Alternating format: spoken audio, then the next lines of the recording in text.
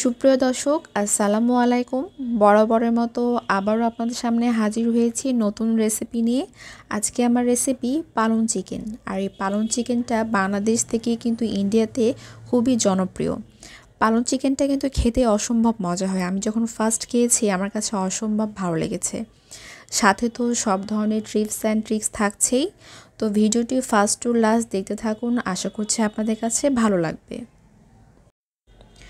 মুরগির মাংস রান্না করার জন্য প্রথমে ফ্রাই প্যানে আমি এখানে সরিষার তেল দিয়ে দিয়েছি। আর সরিষার তেলটা গরম হয়ে আসার পর এখানে সাদা এলাচ, কালো এলাচ, লং, গোলমরিচ, দুটো দারচিনি, তেজপাতা দিয়ে দিতে হবে। আর সেই সাথে আমি দিয়ে দিলাম একটি বড় সাইজের রসুন, পুরোটাই আমি এখানে নিয়েছি।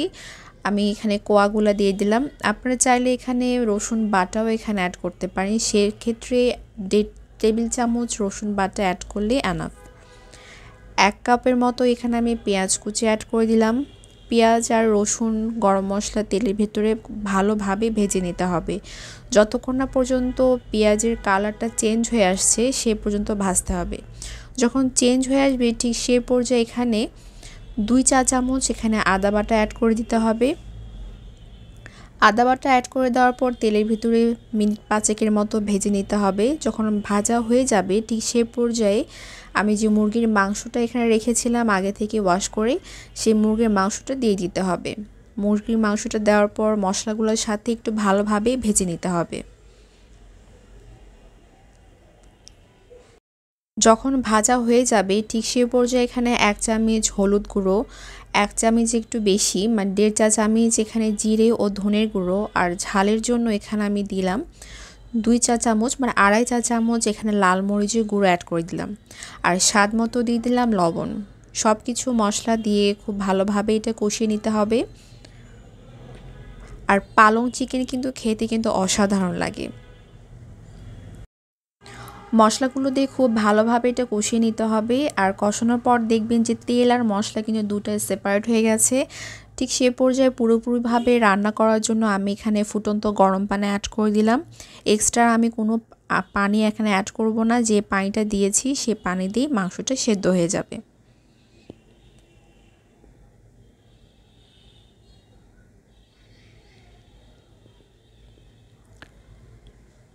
মাংসটা কিন্তু একদমই সেদ্ধ হয়ে গেছে, খুব ভালোভাবে এটা রান্না হয়ে গেছে। এখন এখানে আমি অ্যাড করে দিলাম 1 কাপ পালং শাক। পালং শাকটা আমি আগে থেকে একটু হালকা পানিতে ভাপ দিয়ে নিয়েছিলাম। জাস্ট হালকা যখন শাকটা যখন নরম হয়ে আসবে ঠিক সেই পর্যায়ে নামিয়ে দিতে হবে। নামিয়ে এটা আমি ব্লেন্ডারে ব্লেন্ড করে নিয়েছি। আর নামানোর ঠিক আগ মুহূর্তে 10 মিনিট আগেই শাকটা দিয়ে দিতে হবে। যদি আগে দেওয়া হয় তাহলে কিন্তু তিতা লাগবে, খেতে কিন্তু ভালো লাগবে না। আর এই পালং চিকেন যখন আমি রান্না করেছি খেয়ে যখন দেখলাম অসম্ভব মজা লাগে। আর মজা লাগলো দেখে রেসিপিটা ভাবলাম আপনাদের সাথে শেয়ার করি। আর আপনারা এভাবেই কিন্তু পালং চিকেন রান্না করে খাবেন। আমি একটু বাড়াই বলছি না, খেতে কিন্তু অসম্ভব মজা লাগছে। নামানোর ঠিক আগ মুহূর্তে এখানে আমি 1/2 চামচের মতো গরম মশলা অ্যাড করে দিলাম। গরম মশলাটা মাস্ট দিবেন, তাহলে কিন্তু টেস্টটা দ্বিগুণ বাড়িয়ে দেবে। আর মিনিট 5 মতো রেখে আমি এটা নামিয়ে ফেলবো।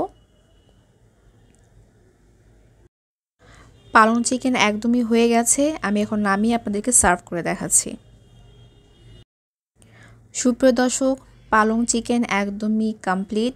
আমি সার্ভিং ডিশেও কিন্তু সার্ভ করে নিয়েছি।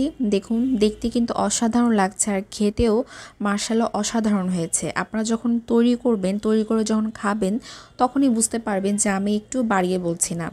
তো আশা করছি রেসিপিটা আপনাদের কাছে ভালো লেগেছে। আর ভালো লাগলে অবশ্যই লাইক, শেয়ার, কমেন্ট এবং সাবস্ক্রাইব করে নিয়মিত আমাদের চ্যানেলের সাথেই থাকবেন।